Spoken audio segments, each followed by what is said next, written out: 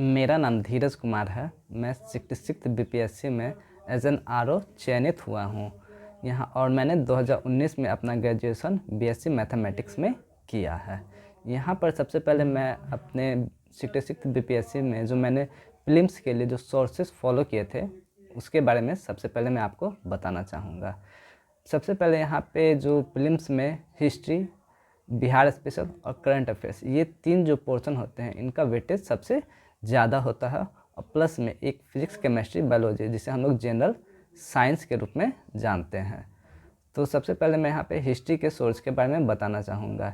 History में जैसा कि हम लोग जानते हैं एंशिएंट, मेडिएवल और मॉडर्न, ये तीन पार्ट होते हैं, जिनमें हमें सबसे पहले मॉडर्न, अगर आपका अच्छा है तो आप मॉडर्न से शुरुआत कर सकते हैं, जिसके लिए हम लोग के पास एक बहुत जो बिहार स्पेशली बीपीएससी के लिए आता है वो है लूसेंट एक बुक आती है जिससे आप बहुत अच्छे से प्रिपेयर कर सकते हैं, जिसमें एंशिएंट, मेडिएवल, मॉडर्न बहुत ही डीपली और अच्छे तरीके से कवर किया गया है। इसे कवर करने के बाद आप एक बुक आता है घटना चक्र, जिसमें बहुत सारे क्वेश्चन प्रैक्टिस के लिए दिया हुआ रहता है, जो ये सारे स्टेट पीसीएस का एक कंपाइलेशन होता है, बीट from UP PCS, Jharkhand PCS, Rajasthan PCS, जिससे आप अपने जो भी आपने पढ़ाई की है उसके बारे में आप अच्छे से, आपका स्टैंडर्ड क्या है, आप किस तरीके से आप क्वेश्चन सॉल्व कर पा रहे हैं, ये आप जान सकते हैं। दूसरा आता है current affairs. Current affairs approximately 25 से 30 क्वेश्चन बिहार यानी बीपीएससी में पूछा जाता है, जिसमें आप कोई भी एक या दो सोर्स रेफ़र कर सकते हैं। मैंने करंट अफेयर्स के लिए एडुटेरिया और स्पीडी का बुक फॉलो किया था, और एक बिहार स्पेशल के लिए आप करंट अफेयर्स के लिए आप एक एडुटेरिया का ही आता है, जिसमें वहाँ पे बिहार का स्पेशल अच्छे से कवर किया हुआ रहता है। वहाँ पे आप Bihar budget, Bihar economic survey, आप उसका एक गिस्ट देख सकते हैं। तीसरा आता है फिजिक्स, केमिस्ट्री, बायोलॉजी, जो बहुत ही अच्छे तरीके से लूसेंट के बुक में कवर किया हुआ है। अगर आप कंफर्टेबल फिजिक्स में हैं तो पहले फिजिक्स स्टार्ट कर सकते हैं, अगर केमिस्ट्री तो आप केमिस्ट्री से भी स्टार्ट कर सकते हैं। यहाँ पे जो जनरल साइंस का स्टैंडर्ड होता है वो जनरली क्लास 10th तक का ही होता है। सो हम लोग जो अपने बचपन से क्लास 5 to 10 जो भी पढ़ते हैं वो जनरली पूछा जाता है। तो आप इसे कवर करने के बाद आप घटना चक्र को आराम से सॉल्व कर सकते हैं, जो कि बहुत ही यूज़फुल आता है, खास करके स्टेट पीसीएस के लिए। चौथा, अगर हम लोग ज्योग्राफी पे जाते हैं तो ज्योग्राफी जनरली जो पूछा जाता है वो वर्ल्ड और इंडियन ज्योग्राफी रहता है। तो आप कोई भी एनसीईआरटी जैसे 9, 10, 11, 12 का एनसीईआरटी ज्योग्राफी के लिए पढ़ सकते हैं, और उसके बाद जितना ज़्यादा हो सकता है आप क्वेश्चन प्रैक्टिस घटना चक्र के थ्रू कर सकते हैं। फिर पॉलिटी के बारे में हम लोग जानते हैं, जैसे कि जो भी एक लक्ष्मीकांत की बुक आती है, जो यूपीएससी और बीपीएससी स्टूडेंट्स का बहुत ही फेवरेट बुक है। हालांकि ये काफ़ी बल्कि बुक है, लेकिन आप इसमें से कुछ सिलेक्टिव रीडिंग कर सकते हैं, जैसे इंडिया के कॉन्स्टिट्यूशन के बारे में, फंडामेंटल राइट्स के बारे में, फंडामेंटल ड्यूटीज़ के बारे में, डीपीएसपी के बारे में। तो ये सब आप अच्छे से वहाँ से कवर करके, जिससे आपका एक बेस बन जाता है जो आपको प्रीलिम्स और मेंस दोनों जगह आपको सहायता कर सकता है। और इसके बाद तो वो एक घटना चक्र आती है जिसमें बहुत सारे क्वेश्चंस प्रोवाइड किए रहते हैं, जिससे आपको पता चल जाता है कि आपने जो भी पढ़ाई की है वो आप कैसा यूज़फुल है या नहीं है। उसके बाद आप एक बिहार स्पेशल, जो कि अगर आप बीपीएससी दे रहे हैं तो बिहार स्पेशल के बारे में आपको अच्छा कमांड होना चाहिए। तो बिहार स्पेशल में जनरली जो क्वेश्चन पूछा जाता है वो है बिहार ज्योग्राफी, बिहार हिस्ट्री और बिहार इकोनॉमिक्स। बिहार इकोनॉमिक्स में जनरली आप बिहार बजट और इकोनॉमिक सर्वे पे फोकस कर सकते हैं, और एक स्कीम जो बिहार गवर्नमेंट द्वारा बहुत सारी स्कीम्स चलाई जाती है बिहार के डेवलपमेंट के हेतु, वुमेंस के डेवलपमेंट के लिए, एजुकेशन के डेवलपमेंट के लिए, हेल्थ के डेवलपमेंट के लिए, तो आप वो सब स्कीम अच्छे से कवर कर सकते हैं। बात रही बिहार ज्योग्राफी का, तो आप या तो क्राउन से एक बुक आती है क्राउन का, जिसमें आप बिहार ज्योग्राफी अच्छे से दिया हुआ है। जनरली हम लोग को बिहार ज्योग्राफी में पढ़ना रहता है बिहार के फिजियोग्राफी के बारे में, फॉरेस्ट के बारे में, सोयल के बारे में, और कहाँ कुछ डैम्स बना हुआ है, इंटरलिंकिंग ऑफ रिवर प्रोजेक्ट है, ये सब पे आप अच्छे से कवर कर सकते हैं। दूसरा जाकर होता है बिहार हिस्ट्री के बारे में। तो बिहार हिस्ट्री में आपको जनरली जो पढ़ना रहता है वो 1857 से रहता है।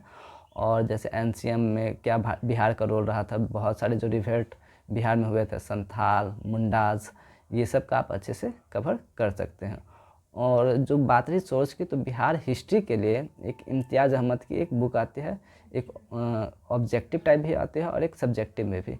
ये आप अपने सुविधा अनुसार, अगर आप सब्जेक्टिव पढ़ने के बाद ऑब्जेक्टिव में आ सकते हैं तो वो कर सकते हैं।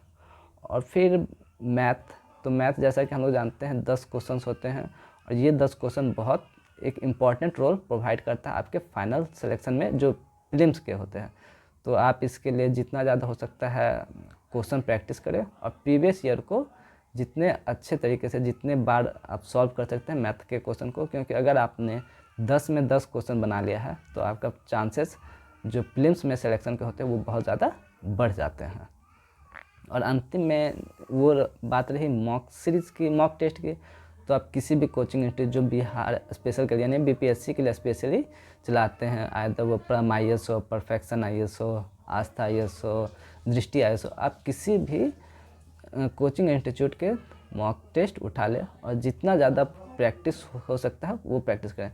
प्रीलिम्स के मॉक टेस्ट का एक फ़ायदा ये होता है कि आपको सबसे पहले आप पता चल जाता है कि आप माइनर मिस्टेक कहाँ कहाँ कर रहे हैं, जो कि आप फाइनल एग्ज़ाम्स के पहले आप पॉइंट आउट कर सकते हैं कि ये माइनर मिस्टेक हमें फाइनल एग्ज़ाम में नहीं करना चाहिए। अन्यथा जब आप फाइनल एग्ज़ाम में बैठते हो प्रीलिम्स के स्टेट पीसेस वाले में, तो ये जनरली एक स्टूडेंट में बहुत माइनर मिस्टेक, इजी मिस्टेक्स करके आ जाते हैं जिनसे उनका फाइनल सिलेक्शन नहीं हो पाता है। तो वो जो मॉक टेस्ट रहता है वो आपको एक प्लेटफॉर्म प्रोवाइड कर देता है कि हाँ, मुझे कहाँ पे, मैं कहाँ स्टैंड कर रहा हूँ, मुझे क्या माइनर मिस्टेक्स हो रहे हैं, क्या क्या मैं गलतियाँ कर सकता हूँ फाइनल एग्ज़ाम में। तो ये आपको बहुत ही एक अच्छा प्लेटफॉर्म प्रोवाइड कर देता है ताकि आप अपने प्रीलिम्स में अच्छे से परफॉर्म कर सके। और बात रही प्रीवियस ईयर की, तो प्रीवियस ईयर के क्वेश्चन पेपर को आप जितने टाइम्स हो सकते हैं सॉल्व करें, क्योंकि हर स्टेट पीसीएस हो, यूपीएससी हो, वो जनरली कहीं ना कहीं उसी यानी हर एक टॉपिक के इर्द गिर्द ही अपना क्वेश्चन को सेट करती है, ताकि अगर आपने प्रीवियस ईयर सॉल्व किया हुआ है तो ये आपको अच्छे बता दे सकता है कि हाँ, ये टॉपिक ज़्यादा इंपॉर्टेंट है। जैसे हिस्ट्री में मॉडर्न इंपॉर्टेंट है, मॉडर्न में कौन सा सेक्शन इंपॉर्टेंट है, एनसेट में कौन सा सेक्शन इंपॉर्टेंट है, ज्योग्राफी में क्या क्वेश्चन पूछे जा रहे हैं, रिसोर्सेज से पूछे जा रहे हैं, फिजियोग्राफी से पूछे जा रहे हैं, पॉलिटी में कहाँ से, फंडामेंटल राइट से है, डीपीएसपी से है, फंडामेंटल ड्यूटीज से है। तो ये आपको पॉइंट आउट आप कर सकते हैं अगर आपने प्रीवियस ईयर को अच्छे तरीके से पढ़ा है, 2-4 बार बनाया है। और कुछ ना है, स्कीम तो बोल दिए हैं।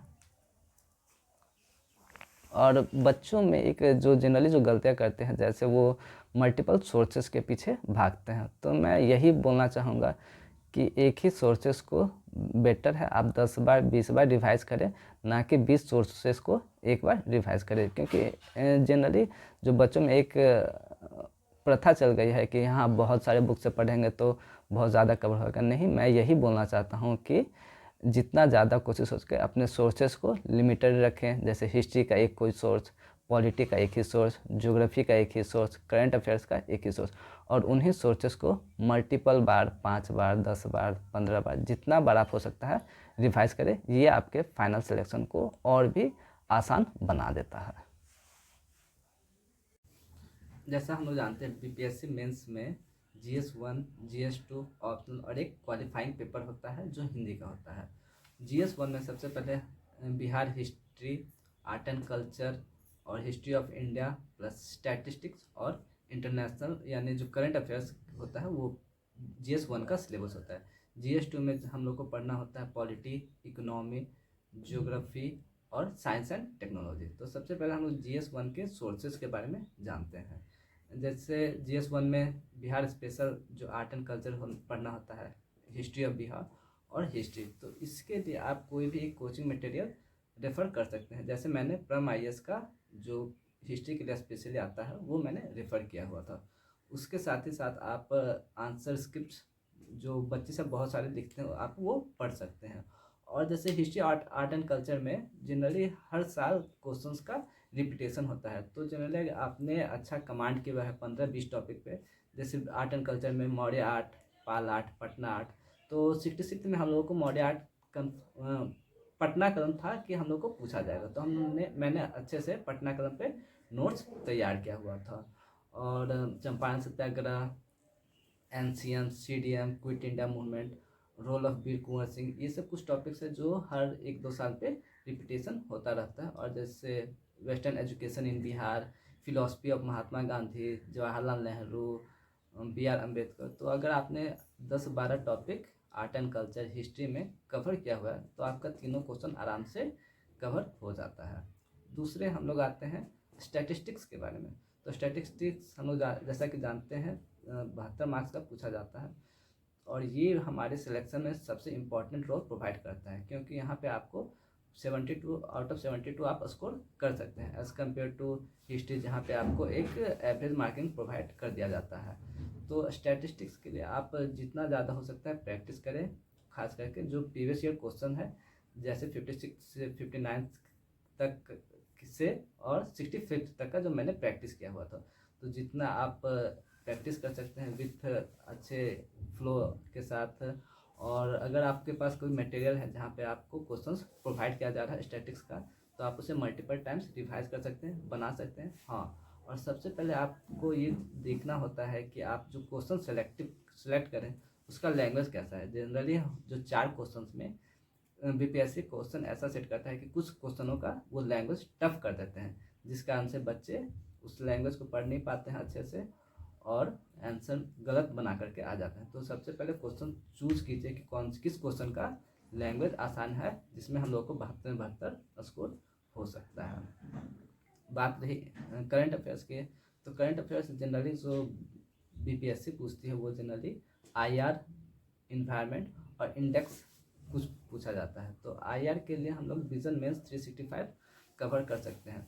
उसमें भी वो टॉपिक पे ज़्यादा इम्फेसिस होना चाहिए जो करंट से रिलेटेड है। जैसे अभी 67th के लिए हम लोग बात करें तो Ukraine crisis, Sri Lanka crisis, ITU2, ये सब जो इम्पोर्टेंट है, जो अभी रिसेंट में बहुत हाईलाइटेड है। तो आईआर सेक्शन में जनरली वही क्वेश्चन पूछा जाता है जो करंट से ज़्यादा रिलेटेड हो। हम लोग 66 में हम लोगों से पूछा गया था ब्रिक्स के बारे में, उस ईयर ब्रिक्स का सम्मेलन हुआ था, role of BRICS in India's development. तो जनरली ये सब टॉपिक्स आपको कवर आप अच्छे से कर सकते हैं विजन मेंस 365 जो इंटरनेशनल रिलेशंस का आता है। और इन्वायरमेंट का, तो इन्वायरमेंट में जैसे बहुत सारा क्वेश्चन पूछ देता है। जैसे 64th या 65th में ऑस्ट्रेलियन बुश फायर के बारे में पूछा गया था, वो क्योंकि उस समय ऑस्ट्रेलिया में आग, ये फायर का जो संकट चल रहा था वो हुआ था। तो आप इन्वायरमेंट में आपको पूरा पढ़ना नहीं होता है, बिहार विजन इन्वायरमेंट से जो 365 आता है उसमें आप सेलेक्टिव टॉपिक आप उठा सकते हैं। और तीसरा जो इंडेक्स, तो इंडेक्स के लिए आप जैसे बीपीएससी का हॉट टॉपिक्स जैसे कुछ इंडेक्स पूछते हैं, human development index, multi dimensional poverty index, global democracy index. तो ये सब इंडेक्स आप किसी मंथली वाइज करंट अफेयर से किसी भी कोचिंग मटेरियल का आप वहाँ से उठा सकते हैं। और प्लस गवर्नमेंट स्कीम्स आप उसमें कैसे ऐड कर सकते हैं, उस इंडेक्स का क्या क्राइटेरिया है, कैसे वो मेजर किया जा सकता है, इंडिया वहाँ पे उस इंडेक्स में कहाँ स्टैंड करता है, बिहार कहाँ स्टैंड कर सकता है, बिहार गवर्नमेंट द्वारा क्या क्या स्कीम्स लाए गए हैं उस इंडेक्स में, इंडिया क्या कर रहा है। तो आप इस इंडेक्स को इस तरीके से तैयार आप आराम से कर सकते हैं। और बात रही आंसर राइटिंग की, तो मैं यही बोलना चाहूँगा आप जितना ज़्यादा आंसर राइटिंग खास करके हिस्ट्री में जो रिपीटेशन टॉपिक्स है आप उस पर एक नोट्स बना करके आप उसी क्वेश्चन को 3-4 बार लिख ले, ताकि आप जब फाइनल एग्ज़ाम में बैठे तो आपको कुछ कठिनाइयाँ ना हो आंसर लिखने में। और इंटरनेशनल रिलेशंस, करंट अफेयर्स के बारे में मैं यही बोलूँगा कि जितना ज़्यादा आप प्रैक्टिस कर सकते हैं with flow chart, good answer writing, good hand writing, फिर उसमें मल्टीपल पॉइंट्स, डाटाज, इंडेक्सेस आप ऐड कर सकते हैं तो वो ज़्यादा बेटर रहेगा। GS2 में जो 4 पोर्शन पूछे जाते हैं वो होते हैं polity, economics, geography, science and tech. तो सबसे पहले मैं पॉलिटी के बारे में बात करना चाहूँगा। पॉलिटी जो मैंने कवर किया था वो है M लक्ष्मीकांत, और उसमें भी मैंने प्रीवियस ईयर क्वेश्चन पहले देख लिया था कि कौन कौन से टॉपिक से बीपीएससी रिपीटेशन करता है।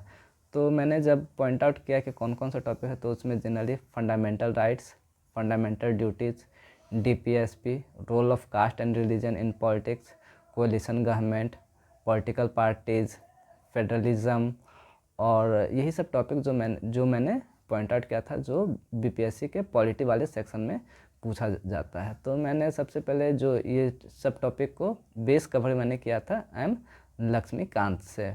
और जब पॉलिटी के क्वेश्चन में जब भी आप अटेम्प्ट करें तो देखें कि आपके पास जजमेंट है, जैसे कोई केस, जैसे केशवानंद भारती केस, गोलकनाथ केस, फिर आप आर्टिकल का मेंशन कर सकते हैं। जैसे प्रेसिडेंट के बारे में कोई क्वेश्चन पूछा गया है तो प्रेसिडेंट का अपॉइंटमेंट किस आर्टिकल के तहत होता है, गवर्नर के बारे में, गवर्नर का अपॉइंटमेंट कैसे होता है, गवर्नर के रिकमेंडेशन में कोई कमीशन, जैसे सरकारिया कमीशन, पुंछी कमीशन, ये इन्होंने क्या रिकमेंडेशन दिया था और सेंटर स्टेट रिलेशन, ये भी एक मेन टॉपिक है जो BPSC बहुत बार पूछती है। तो मैंने सबसे पहले इसे M लक्ष्मीकांत से कवर किया था। उसके बाद मेंस 365 एक विजन का पॉलिटी का आता है, जिसमें जो पॉलिटी के करंट इश्यूज रिलेट हो सकते हैं, जैसे गवर्नर के बारे में, कैसे अभी गवर्नर का जो रोल है वो अंडर स्क्रूटनी है, बीट महाराष्ट्र में, गोवा में और अरुणाचल प्रदेश में। तो वो विज़न आपको करंट डेटा प्रोवाइड कर देता है गवर्नर के बारे में, प्रेसिडेंट के बारे में,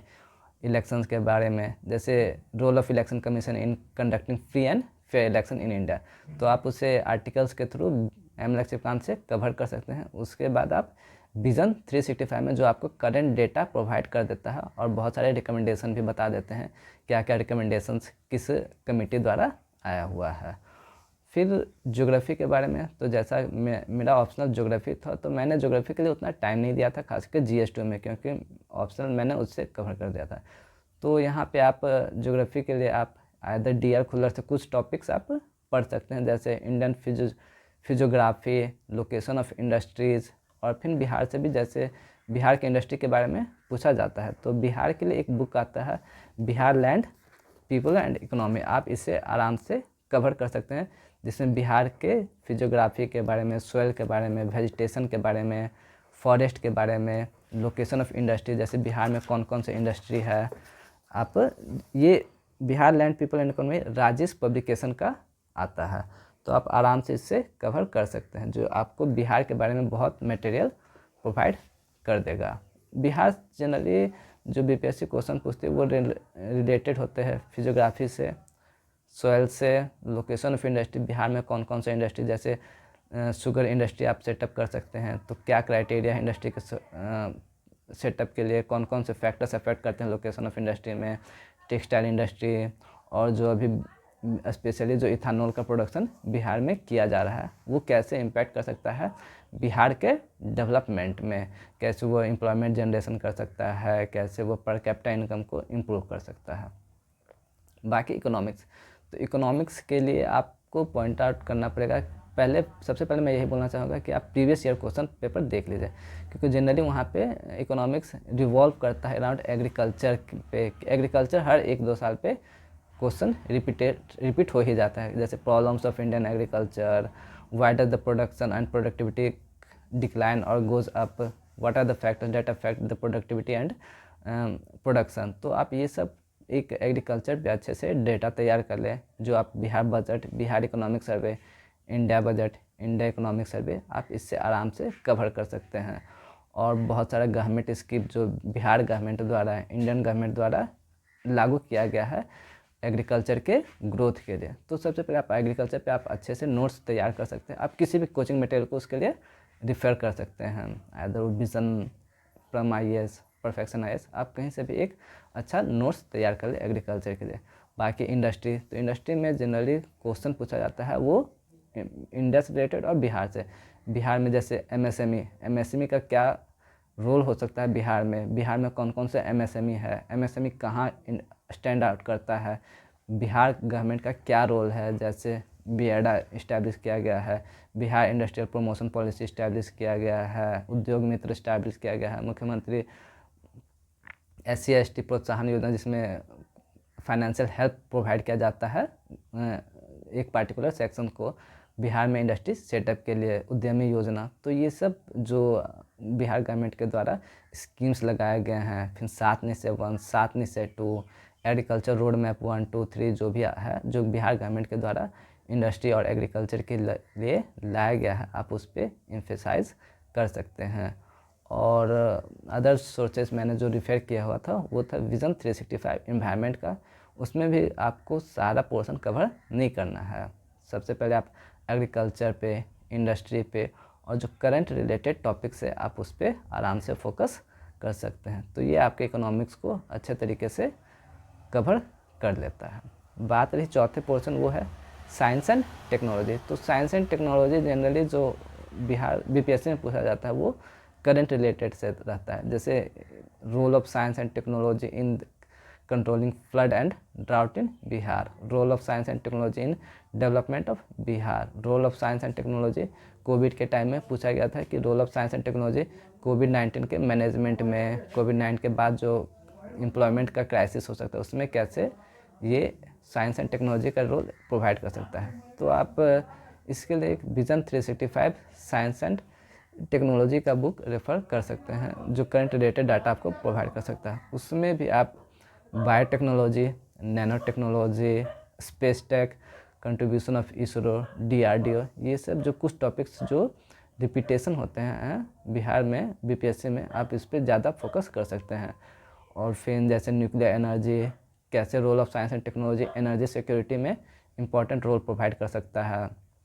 जैसे न्यूक्लियर फ्यूज़न, न्यूक्लियर एनर्जी कैसे एक एनर्जी ऑफ द फ्यूचर बन रहा है, रिन्यूएबल एनर्जी कैसे साइंस एंड टेक्नोलॉजी इसको प्रमोट कर रहा है। आने वाले समय में एनर्जी क्राइसिस हो सकता है तो उसको साइंस एंड टेक्नोलॉजी कैसे इसको कर्व कर सकता है, इसको कैसे कम कर सकता है। तो जनरली जो साइंस एंड टेक्नोलॉजी वो करंट डाटा रहता है, वो प्रैक्टिकल होता है। आपको ज़्यादा डीप में नहीं जाना है, आप सिर्फ फोकस कर सकते हैं किसी भी साइंस एंड टेक्नोलॉजी का एप्लीकेशन, बायोटेक्नोलॉजी का एप्लीकेशन हेल्थ में, एजुकेशन में, एग्रीकल्चर में, इंडस्ट्री में, नैनोटेक का एप्लीकेशन। तो आपको जनरली एम्फेसाइज करना है वो एप्लीकेशन के बारे में। तो ये था GS2 के स्ट्रेटजी के बारे में। और बात रही मॉक टेस्ट, तो मैं यही बोलूँगा कि जितना ज़्यादा पढ़ते हैं उससे ज़्यादा आप कोशिश कीजिए मॉक पे ध्यान देने के लिए, क्योंकि मॉक से आपको पता चल जाता है आपका क्वेश्चन पेपर 3 घंटा में 3 घंटा में कंप्लीट हो पा रहा है या नहीं हो पा रहा है। जनरली शुरू में बच्चों को लगता है जो कॉपी यानी टेस्ट देने में वो अप्रॉक्सीमेटली 4 आवर्स लग जाते हैं। तो जनरल ये आपको मॉक टेस्ट आपको अच्छे से ये बता देता है कि आप स्टैंड कहाँ कर रहे हैं। 4 घंटा में आपका पेपर हो रहा है तो आप इसे मिनिमाइज़ करके जो स्टिपुलेटेड टाइम है 3 घंटा आप उसमें कोशिश करने का कोशिश कीजिए आप कंप्लीट करने के लिए। और अच्छे आंसर राइटिंग के लिए आप पहले देखिए कोई भी क्वेश्चन को एक इंट्रो, बॉडी, कंक्लूजन, आप इंट्रोडक्शन या आइदर एक डेफिनेशन के थ्रू प्रोवाइड कर सकते हैं, या गवर्नमेंट डाटा के द्वारा प्रोवाइड कर सकते हैं, या फैक्ट्स के द्वारा प्रोवाइड कर सकते हैं, या इंडेक्सेस के द्वारा प्रोवाइड कर सकते हैं। बॉडी में आप देखिए फ्लो चार्ट बनाने का, ताकि वो एग्जामिनर को वो नहीं लगना चाहिए कि वो मोनोटोनस आपका पेपर नहीं लगना चाहिए, क्योंकि एग्जामिनर को बहुत सारे कॉपी चेक करने होते हैं और वो उनको ये लगना चाहिए कि आपका कॉपी दूसरों से अलग है। इसलिए आप उसमें डायग्राम, फ्लो चार्ट, मैप्स, ये सब आप इजीली डाल सकते हैं जिससे आपका पेपर और अच्छा लगे।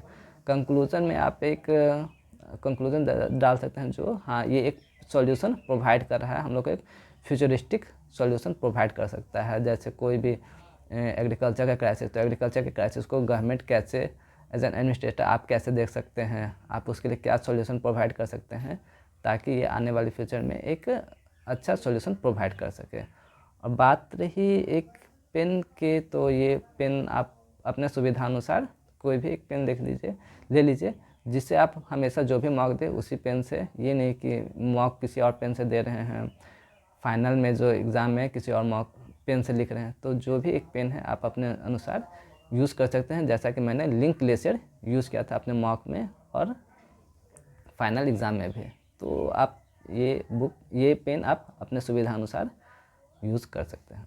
मेरा बीपीएससी में ऑप्शनल ज्योग्राफी था। जैसे ज्योग्राफी के सबसे पहले मैंने ज्योग्राफी लेने का यह कारण था कि जो ज्योग्राफी ऑप्शन का जो सिलेबस है वो बहुत लिमिटेड है, खास करके बीपीएससी में। तो अगर आप 2-3 बुक अच्छे से आपने कवर किया है तो आपका ऑप्शनल ज्योग्राफी जो है वो अच्छे से कवर हो जाएगा। और ख़ास करके जब मैंने कुछ वीडियोस देखे तो मुझे पता चला कि ज्योग्राफी ऑप्शनल का जो एवरेज मार्किंग रहता है वो बहुत अच्छा रहता है और हाई स्कोरिंग भी है एक ह्यूमैनिटी सब्जेक्ट में। तो मैंने ज्योग्राफी ऑप्शनल के लिए 2-3 बुक्स जो मैंने पढ़ी थी वो है, जैसे ज्योग्राफी का जो ऑप्शनल सिलेबस है वो 2 पार्ट में डिवाइड हो जाता है।